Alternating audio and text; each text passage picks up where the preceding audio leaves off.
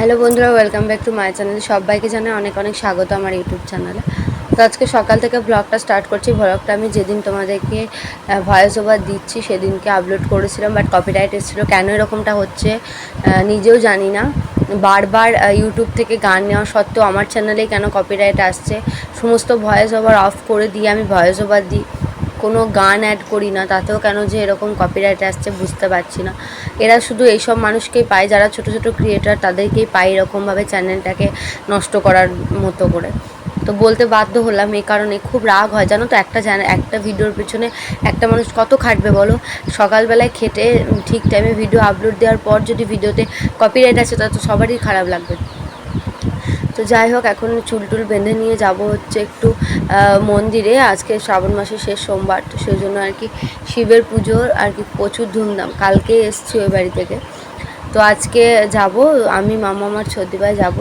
তো সেই জন্য আর মামাম এখন হচ্ছে কি যে ঘুম হচ্ছে, মামাম এখনও ঘুম থেকে ওঠেনি।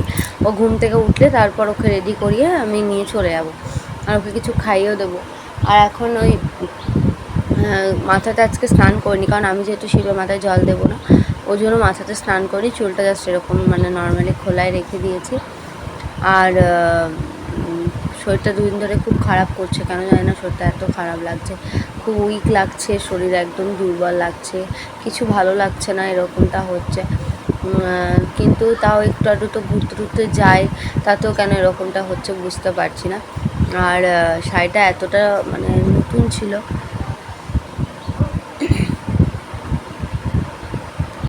যার জন্য হচ্ছে শাড়িটা উঠে যাচ্ছিলো বারবার করে, খুব বিরক্ত লাগে জানো তো। এরকম নতুন শাড়ি বারবার যদি উঠে পড়ে না, খুব বিরক্ত লাগে।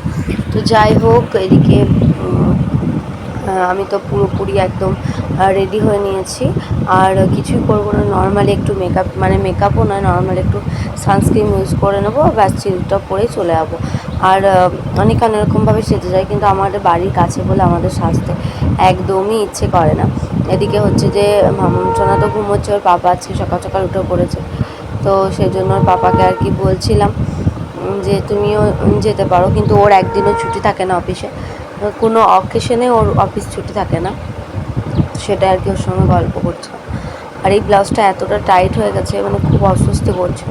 যে শাড়িটার সঙ্গে ব্লাউজটা ভালো ম্যাচ করেছে বলে এটাই পরলাম। যাই হোক, এখন ক্রিমটা মেখে নিই, চলো ঝটঝট করে। আমি রেডি হতে তো ওদিকে মামাম সোনাও ঘুম থেকে উঠে পড়েছে, আর মামামকে হচ্ছে কি যে দুধ খাইয়ে আবার ঘুম পাড়িয়ে দিচ্ছিলাম। এখন দেখি কিছু একটা খাইয়ে দেবো, ভাবছি একটু সেরেলাক্স খাবো। খেতে সচরাচর এই টাইমে সেরেলাক্স খাওয়ায় না, খুব মানে খুব তাড়াতাড়ি থাকলে বা খুবই থাকলে তবেই সেরেলাক্সটা খাওয়ায়। তো যাই হোক, এখন সেরেলাক্সটাকে খাইয়ে দেবো। আর ছদ্দিভাই সকালবেলায় জল ঢেলে চলে এসছে, আমি যেহেতু রেডি হতে পারিনি, সেই জন্য আর কি ছদ্দিভাইকে বললাম যে তুমি জলটা ঢেলে এসো, দেন তারপরে আমি তখন রেডি হয়ে আবার যাব। তো এই যে এবার সিঁদুরটা একটু পরে নেব, ব্যাস এই যে আমার লুক, ফাইনাল লুক তোমাদের সঙ্গে একটু শেয়ার করে দিলাম। আজকে বিকালে ভাবছি একটু ওই পাড়া যাবো, অনেক কিছু কেনার আছে টুকটাক, সেগুলো কিনতে হবে। ওই যে পাড়গুলো কিনেছিলাম, সেই পাড়ের সুতো কিনতে হবে, ওপর কানের কিনতে হবে একটা, এগুলো সব আর কি টুকটাক করে কিনতে হবে। তো ভাবছি কখন যাব, এসে যদি সময় হয় তো যাব, নয়তো আর কি বিকেলবেলায় যাব, দেখি যখন হবে তখন যাব। আর অনেকেই আর কি লিকুইড সিঁদুর পরো, আমি কিন্তু একদম গুঁড়ো সিঁদুর পরি, কারণ গুঁড়ো সিঁদুর লেপটে যায় তবু পরি। এই যে ফাইনালি চলে এলাম আমি, সত্যি, আর মামাম। আর মামামের জামাটা একদমই নতুন, পরশুদিন কিনে এনেছি। তো বাবা বললো পুজোর আগে কয়েকটা জামা কিনেছে, সেই জন্য কিনে নিয়ে এসেছি। আর আমরা আস্তে আস্তে ফাইনালি সব কিছু চলেও এসেছে। এই যে দেখতেই পাচ্ছ মহাদেব চলে এসেছে। এই মহাদেবগুলো কিন্তু একদম মাটির তৈরি, আর গাড়িতে করে নিয়ে যাচ্ছিলো, তো সেই জন্য খুব ভালো লাগছিল দেখতে। আর আমাদের এখানে না অনেক ধুমধাম হয়, মানে এখানে হচ্ছে কি যে অনেক ধুমধাম হয়, অনেক কিছু হয়। যারা হেঁটে যায় বাবার কাছে তাদেরকে প্রসাদও দেওয়া হয়, মানে অনেক কিছু হয়, অনেক কিছু। তো সেজন্য আর কি আমরা সবাই আসে, আমার বাড়ির কাছে যেহেতু খুব মজা হয় জানো তো। তো এই দেখো শিবটার মূর্তিটা কিন্তু একদম পাথরের ছিল, না পাথরের না, সরি, এটা একদম মাটির ছিল। আর এত সুন্দর সাজিয়েছিল না, মানে খুব ভালো লাগছিলো। এখন কিন্তু সেরকম ভিড় নেই, একটু পরেই দেখো ভিড় জমতে লাগবে। এই যে চলে এলাম মন্দিরের ভিতরে, আর মন্দিরের ভিতরে দেখো ভিড় জমা কিন্তু অলরেডি শুরু হয়ে গেছে, ভিড় কিন্তু একদম জমতে লেগেছে। আর এদিকে হচ্ছে কি যে বাচ্চারাও ছোট ছোট বাঁক নিয়ে অনেকজন গেছিলো, সেগুলো আছে আর কি, সব কিছু মিলিয়ে মিশিয়ে। আর এখন ফাইনালি চলে এসছে, মানে আমাদের যে মহাদেবের দল সেটা চলে এসছে, তোমরা দেখতেই পাচ্ছ, তোমাদের সঙ্গে একটু শেয়ার করে দিলাম। দেন এরপর হচ্ছে চলো মন্দিরের ভিতরটা তোমাদের সঙ্গে শেয়ার করি। আর এরা কীরকমভাবে স্নান করছে দেখো, এই দেখো ফাইনালি মন্দিরের ভিতরে চলে এলাম। আর দেখো কত ভিড়, এদিকে কত ভিড় তোমরা দেখতেই পাচ্ছ, অনেক ভিড় জমে গেছিলো। এখন কিন্তু 12টার মতো বাজে, প্রচুর ভিড় জমে গেছিলো। তো যাই হোক, এদিকে মানে এত ভিড়ের মধ্যেও ভিডিও করতে পেরেছি, এটাই অনেক, মানে তোমাদের সঙ্গে শেয়ার করতে পেরেছি, এটাই অনেক ছিল। কারণ এত ভিড়ের মধ্যে ভিডিও অন করে ভিডিও করা সত্যি একটু টাফ।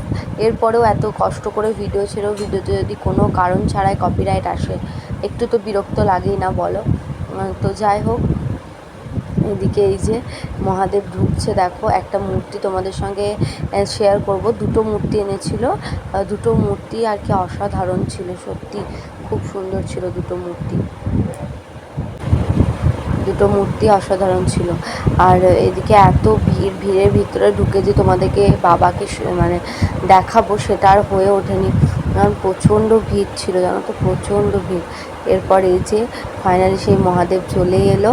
আর ব্লগটা এই পর্যন্ত, সবাইকে বাই, দেখাবে নতুন কোনো ব্লগ।